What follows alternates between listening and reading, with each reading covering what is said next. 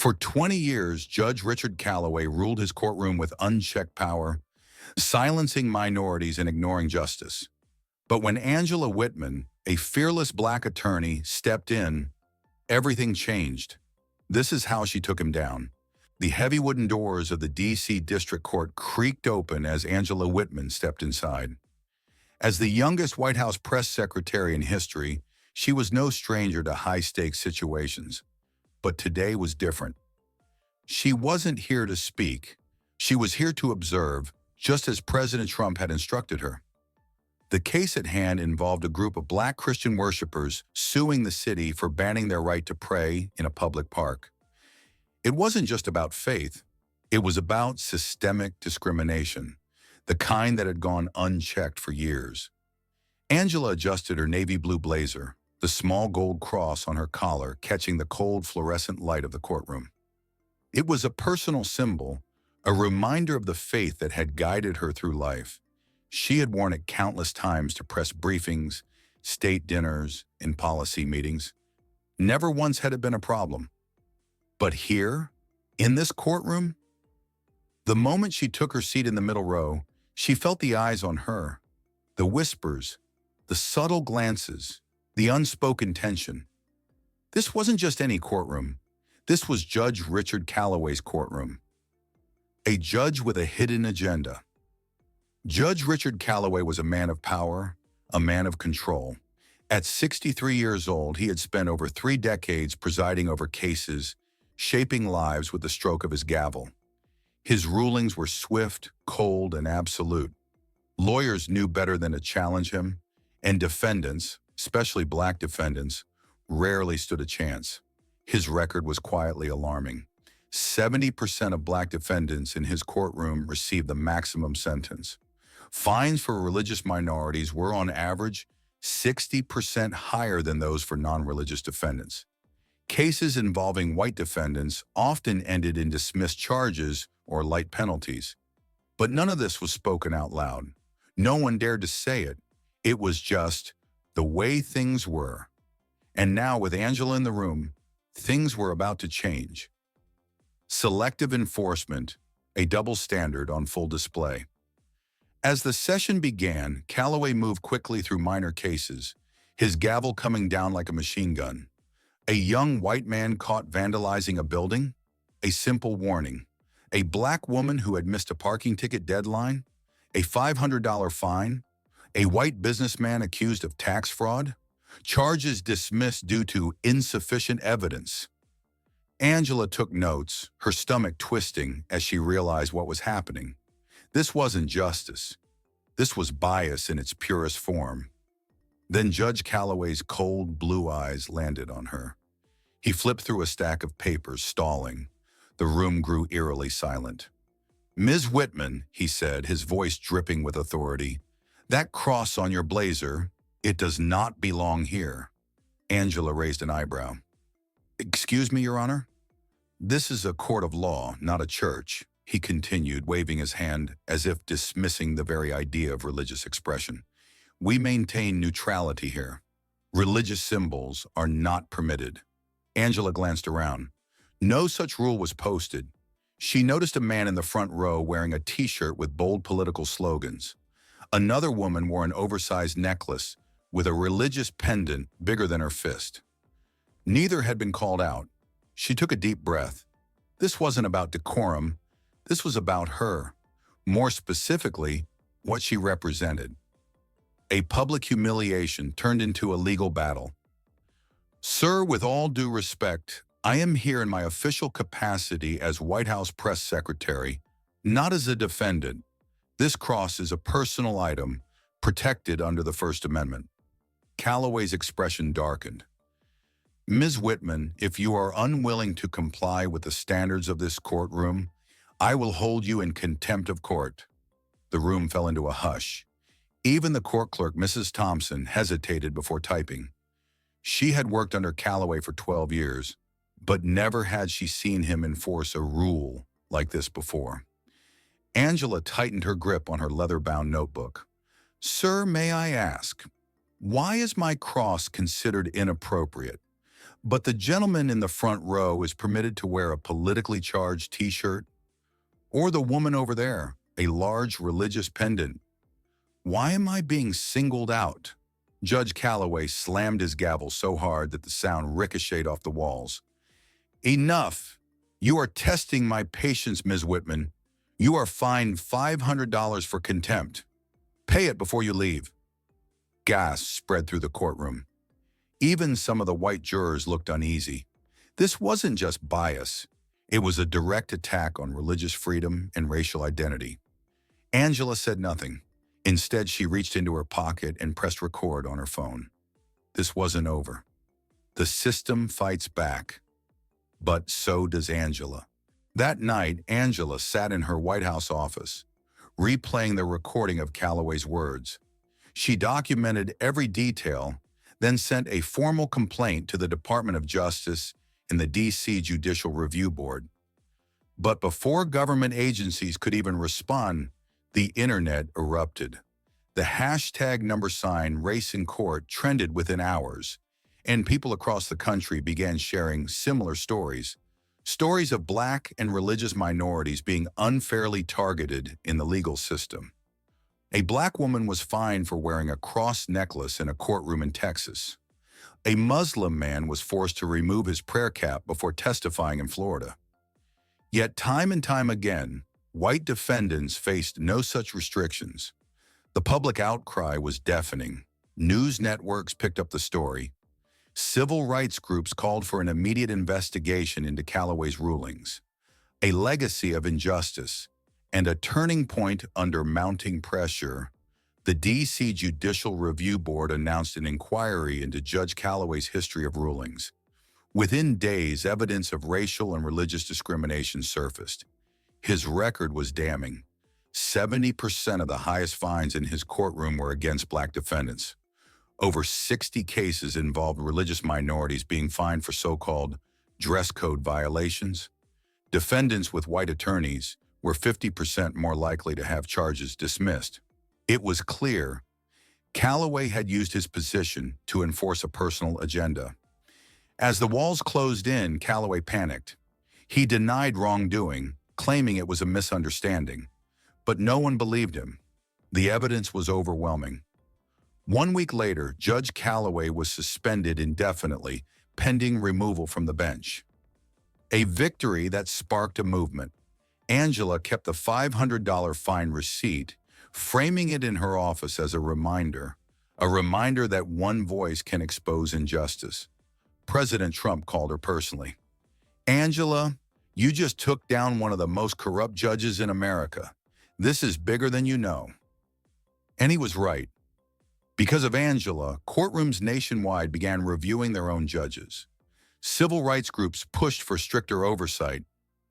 Religious and racial minorities finally had proof that the system had been working against them for decades. Angela hadn't just stood up for herself. She had changed the course of history. Angela Whitman had spent years navigating the cutthroat world of politics, standing firm as the youngest White House press secretary in American history. She had faced aggressive reporters, intense scrutiny, and even political attacks. But what was about to happen inside the D.C. District Courtroom was something entirely different. This wasn't about policy debates or public statements. This was about her identity. As she stepped into the courtroom, the air felt different, thick with something unspoken. The subtle glances, the whispered murmurs. It was clear that she didn't belong in the minds of many sitting there. But Angela wasn't easily intimidated. She adjusted the silver cross on her navy blue blazer, a symbol of both faith and resilience, before taking a seat near the middle row. The case she had been sent to observe, a lawsuit filed by a group of Black Christian citizens who had been banned from praying in a public park, was set to begin in just a few minutes. It was a crucial case, one that the White House was monitoring closely, as it had the potential to expose a deeper systemic issue: the double standard applied to religious and racial minorities in public spaces. However, Angela was about to become a case of her own. A courtroom that wasn't neutral. At precisely 2:55 p.m., Judge Richard Calloway entered. His presence was imposing, rigid, and cold, the very definition of an authority figure unwilling to be challenged. His wire-rimmed glasses slid slightly down the bridge of his nose as he scanned the room, his gaze calculated, as if determining who belonged and who did not. Angela immediately noticed the pattern of his rulings as he swiftly handled minor cases before the main trial. A white defendant caught spray painting a wall? Only a verbal warning. A black woman who missed a parking ticket payment? A $300 fine and a firm lecture? A white businessman accused of tax fraud? Charges dismissed for lack of substantial evidence. Angela scribbled quick notes, her stomach tightening. She had read about judges like Calloway, men who operated behind the mask of judicial neutrality, but enforced a system that quietly punished minorities while protecting the privileged. Then his eyes landed on her. Angela becomes the target judge. Calloway's gaze stalled as he looked at Angela. He flipped through some papers, a flicker of recognition crossing his face. He had seen her before, no doubt. After all, she was a public figure, standing behind the White House podium on live television almost every day. But the moment his eyes moved downward, toward the small silver cross pinned to her collar, his face hardened. His gavel slammed against the desk, silencing the faint murmurs in the courtroom. "Miss Whitman," his voice rang out, authoritative and unwavering. "Your cross. That does not belong here." Angela blinked. The room shifted uncomfortably, heads turning to see what was happening. "Excuse me, Your Honor," she responded, keeping her voice calm. Judge Calloway leaned forward, his expression unreadable but sharp. "This is a court of law. It is not a church.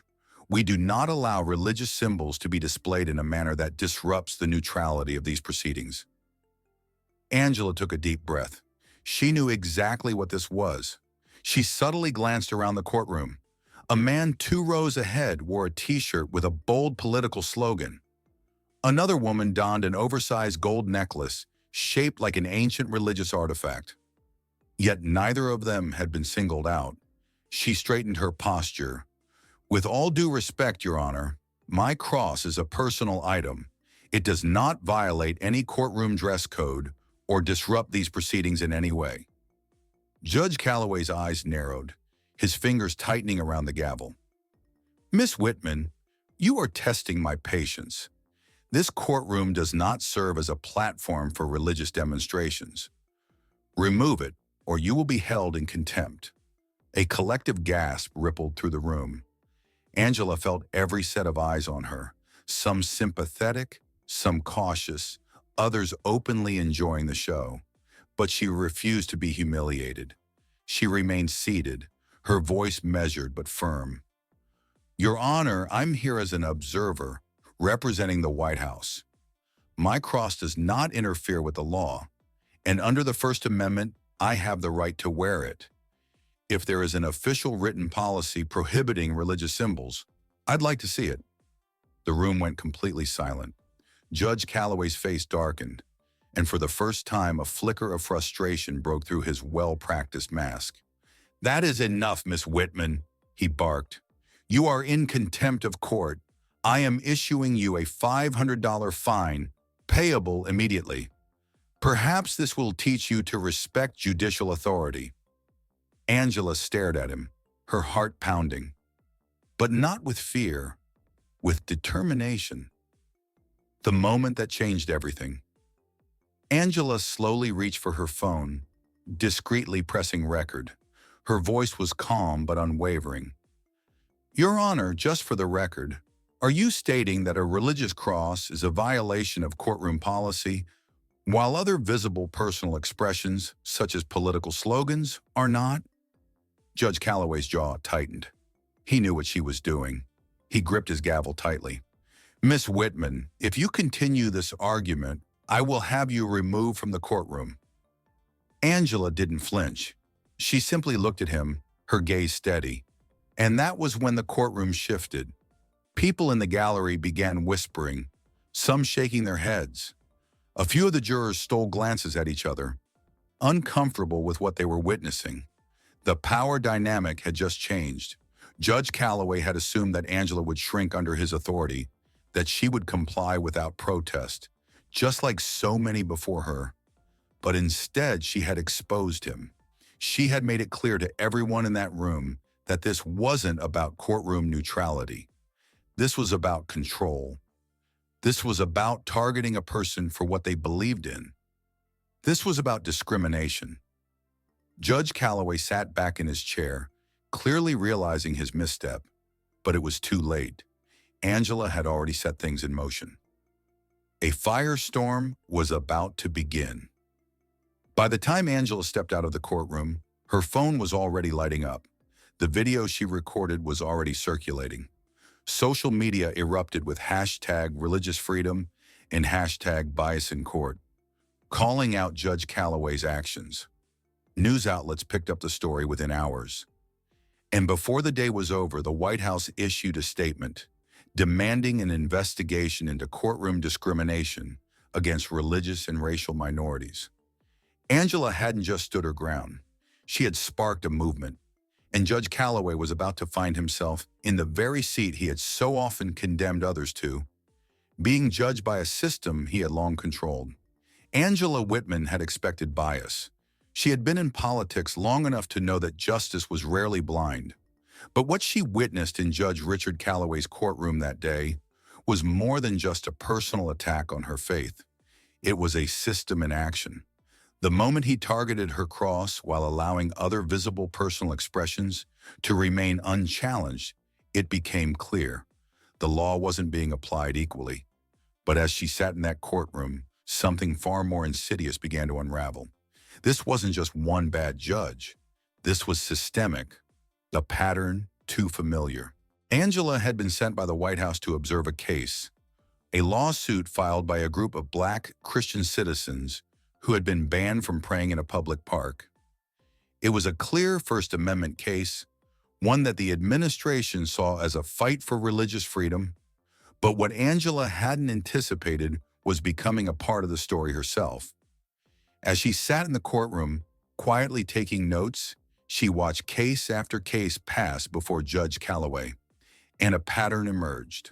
A young Black man, barely 22, was fined $800 for a first-time shoplifting offense. A middle-aged white banker, caught in an embezzlement scheme, was allowed to settle out of court with no jail time. A Latina woman was fined heavily for a minor parking violation, while a white man who committed the same infraction walked away with a warning. Angela's fingers tightened around her pen. She had seen these statistics before. She had read the reports, seen the studies. Black defendants were more likely to receive harsher sentences than white defendants for the same crimes. Judges disproportionately denied bail for minorities. Even the way defendants were spoken to in court varied based on race. But this wasn't just a report now. This was happening in front of her eyes. And Judge Calloway, he wasn't even trying to hide it. Exposing the double standard Angela wasn't the only one who noticed. As the trial continued, the gallery began to shift uncomfortably. Even some of the jurors looked uneasy, exchanging glances as Calloway handed down ruling after ruling, always favoring one side over another. By the time Angela herself became a target, singled out for wearing a cross, she knew she had to act. So she did what she did best. She started documenting everything. Her phone recorded every ruling, every contradiction, every act of quiet discrimination. She noted the way Calloway dismissed objections from Black defense attorneys, but engaged in polite discussions with white prosecutors. She saw how minorities were constantly interrupted, while white defendants were given more time to speak. This wasn't just bias, this was deliberate, and Angela had proof. The moment that changed everything. When Calloway fined her $500 for wearing a religious cross, the courtroom fell silent. Even those who had initially ignored the bias now saw what was happening. A few whispered among themselves, some even pulling out their phones. Angela knew she had just given them something undeniable. A moment of hypocrisy so blatant that no one could ignore it. And then she did the unexpected. She stood her ground. She challenged the ruling, calmly citing legal precedents, reminding the judge that the First Amendment protected religious expression. When he refused to back down, she made sure the entire courtroom heard her question him on why other visible symbols were allowed, but hers was not. And then she let him speak. She let him expose himself. With each word, his authority crumbled. The jury noticed. The court clerks noticed. Even the bailiff, standing quietly by, tilted his head slightly, as if silently acknowledging that something was very, very wrong. And then came the moment that no one saw coming. The data that sealed the case. Angela had already sent out a message to legal contacts, to reporters, to allies in Washington. Within 2 hours, an independent legal analyst had already pulled Judge Calloway's last 5 years of rulings, and the data was devastating. Black defendants were sentenced to jail time 65% more often than white defendants for the same charges. Fines for Black and Latino defendants averaged nearly double those of white defendants. Calloway had overruled minority defense attorneys 78% of the time, compared to just 12% for white attorneys. This wasn't just bias. This was a system operating in plain sight, and Angela had just turned the spotlight on it. The courtroom turns on Calloway. By the time the video of Angela's confrontation with Judge Calloway started spreading, everything changed. The gallery was no longer whispering. They were watching him closely, every movement, every decision. When he tried to continue as if nothing had happened, it didn't work. The jury was tense. The reporters in the back had begun taking furious notes. Even the prosecution seemed hesitant, as if realizing they were standing on a sinking ship. And then, the door to the courtroom swung open. 2 federal investigators walked in, their badges flashing under the fluorescent lights. Judge Calloway's face paled instantly. Angela didn't move. She simply watched. Watched as the investigators handed the judge an official document, an order for immediate investigation into his discriminatory rulings. Watched as the gallery exploded into whispers, some even clapping quietly. Watched as Calloway's hands trembled on his gavel, as he realized that for the first time in his career, he was the one under scrutiny. The system was changing. By the end of that day, the case Angela had originally come to observe, the one about the Christian group fighting for the right to pray in public, had become part of something much bigger. It was no longer just about religion.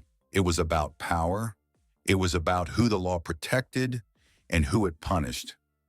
Angela hadn't just exposed Calloway. She had exposed the entire system he operated in. And now there was no turning back. The news exploded overnight. Calls for judicial reform flooded social media. Multiple civil rights groups launched official investigations.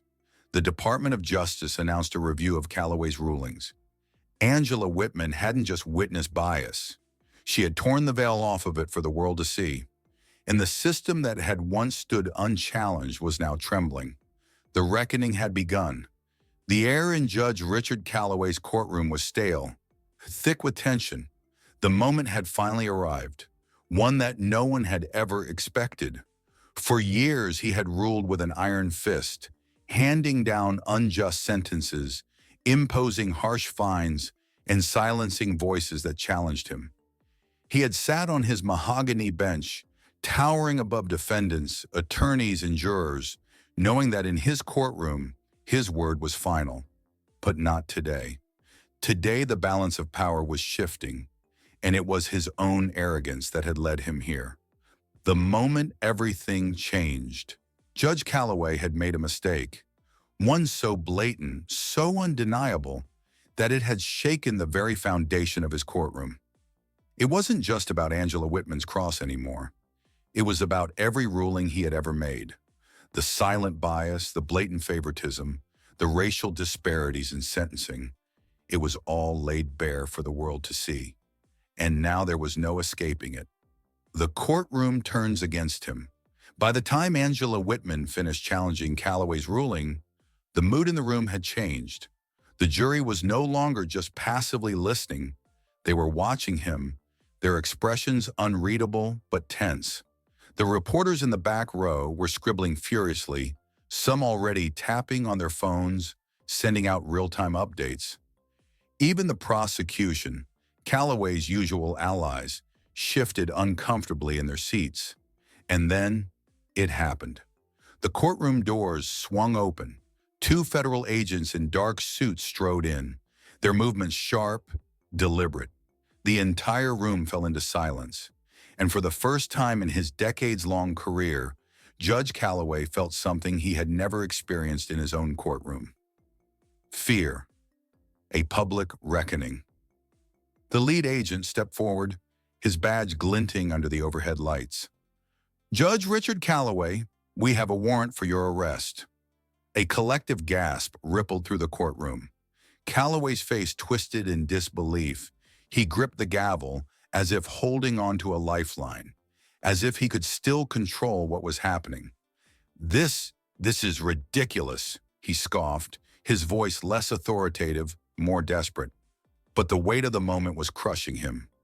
Angela Whitman didn't move, her eyes locked onto him, watching as he scrambled for words, for control, for a way out. The agent didn't blink. "You are being charged with obstruction of justice, racial discrimination in judicial rulings, and multiple violations of civil rights under federal law." Calloway paled. This wasn't just an internal investigation. This was the federal government coming for him, and there was no one left to protect him. Exposed before the world. The murmurs in the gallery rose to a deafening level. Some people were in shock. Some were quietly celebrating. Others, they had seen this coming for years.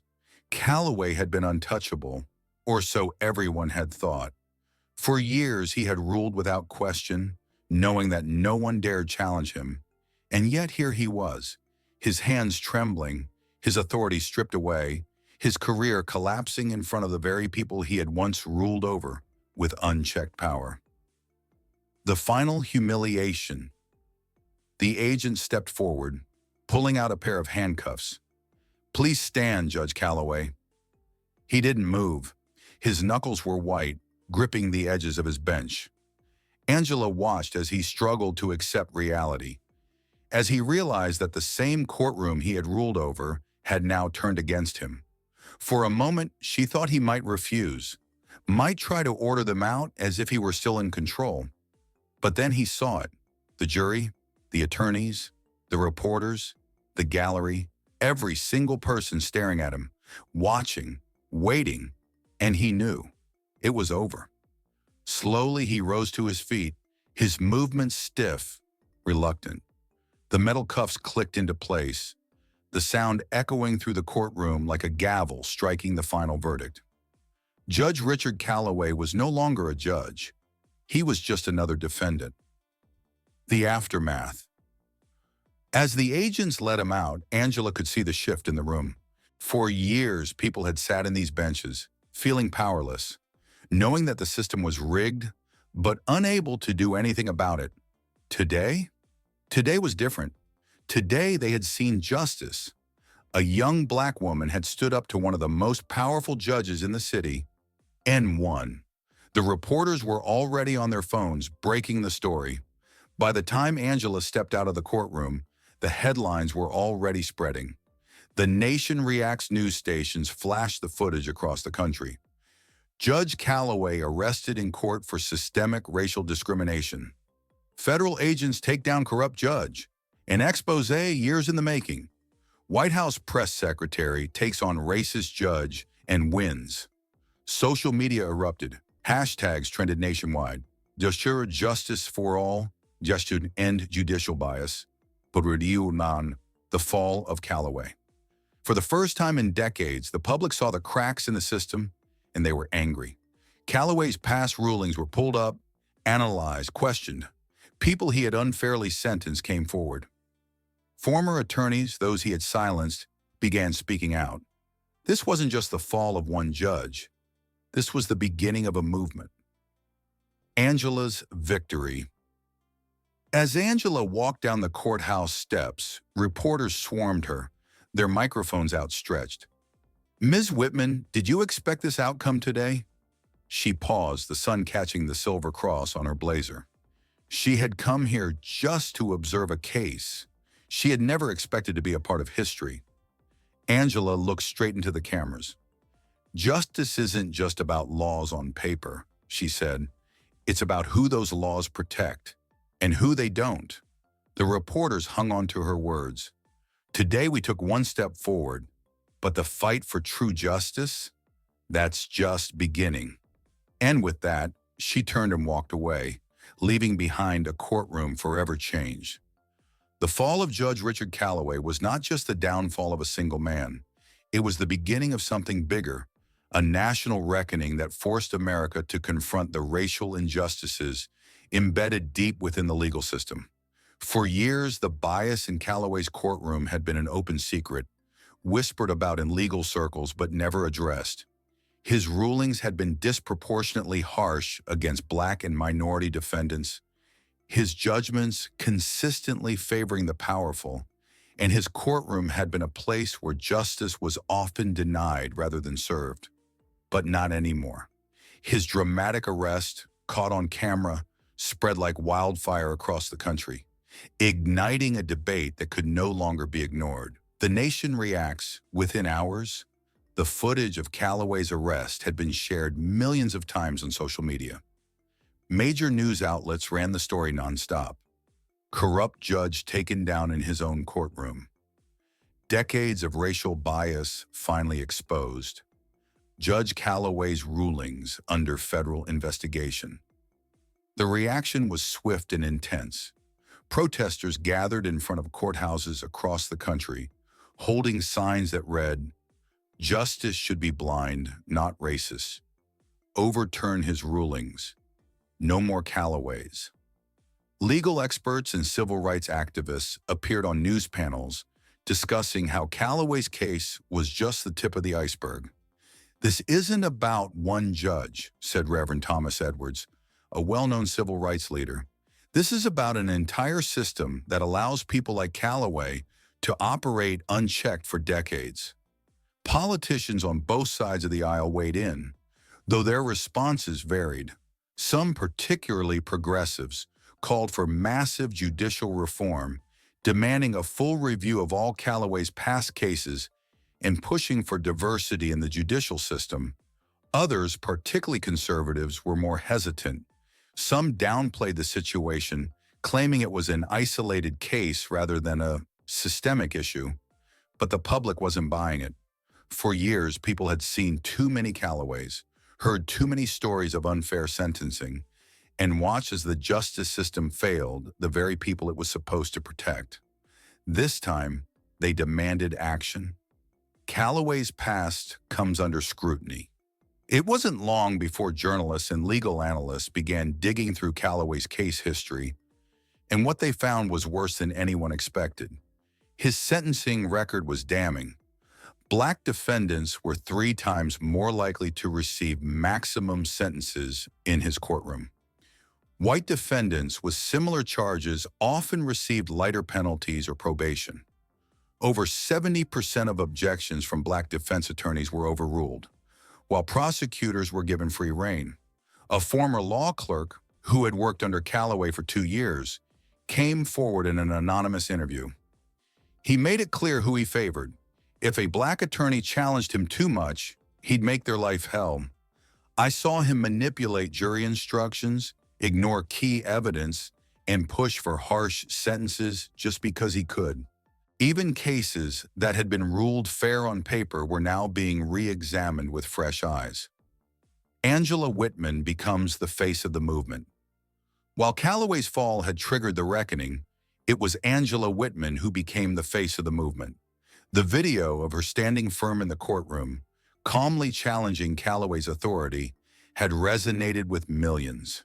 People saw a young Black woman who refused to back down, who used the law against a man who had twisted it for years. She was invited onto major talk shows where she spoke passionately about systemic racism in the legal system.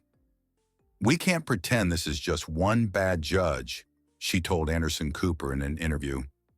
"If Calloway got away with this for decades, how many more like him are still sitting on the bench?" Her words sparked a national conversation, a demand for judicial reform.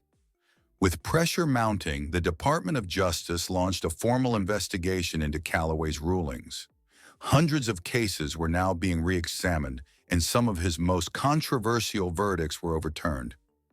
But the movement didn't stop with Calloway. Lawmakers in several states introduced new legislation calling for mandatory bias training for judges and court staff, stronger oversight on sentencing disparities, a review board for wrongful convictions. The Supreme Court even issued a rare statement acknowledging the growing concerns about racial bias in the judiciary. Protests continued.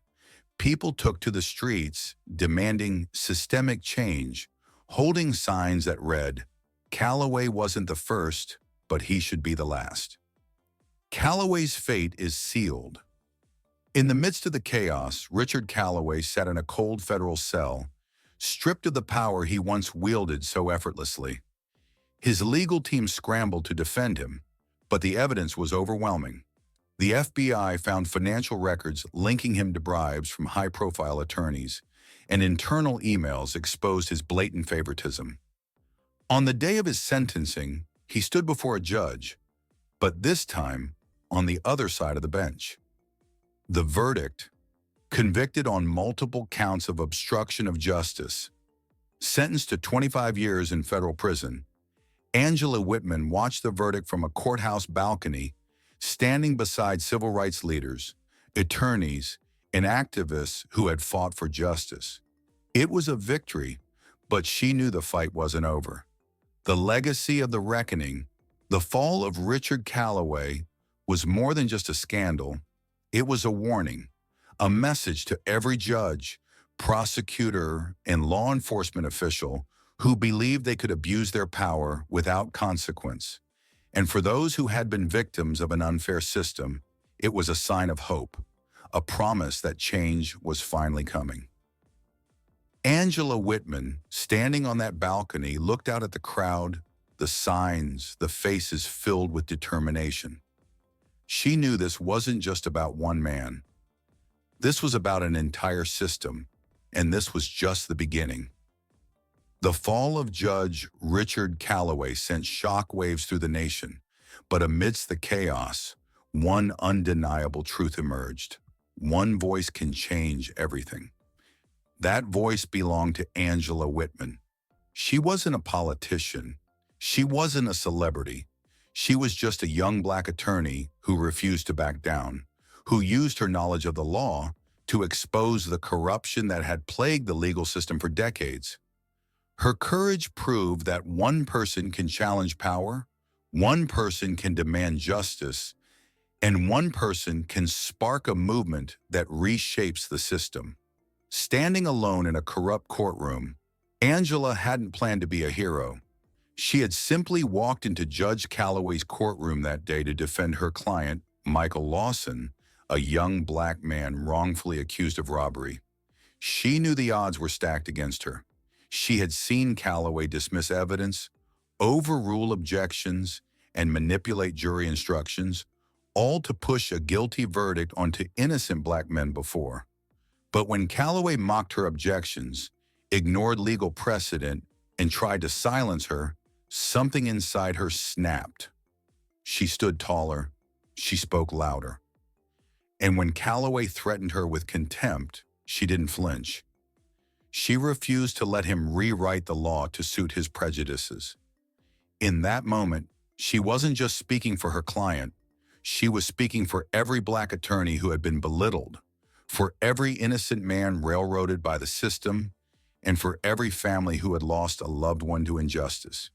And the courtroom took notice. One voice, millions of ears.